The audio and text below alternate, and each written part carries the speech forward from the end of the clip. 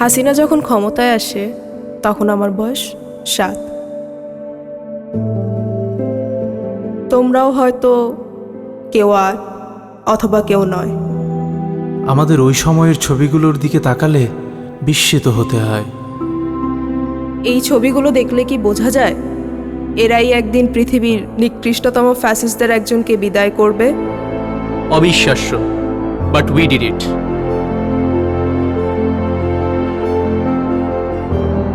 Remember, সবাই যখন ধরে নিয়েছিল ফ্যাসিবাদের শেকলেই কাটবে আমাদের কয়েক প্রজন্ম, তখন আমরাই বলেছিলাম না, আমরা মানব না।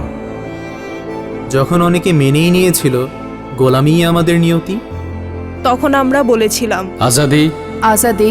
আজাদি। যখন নির্ঝঞ্ঝাট জীবন চাওয়া স্বজনেরা বলেছিল লেটস অ্যাকসেপ্ট, বি প্র্যাগম্যাটিক।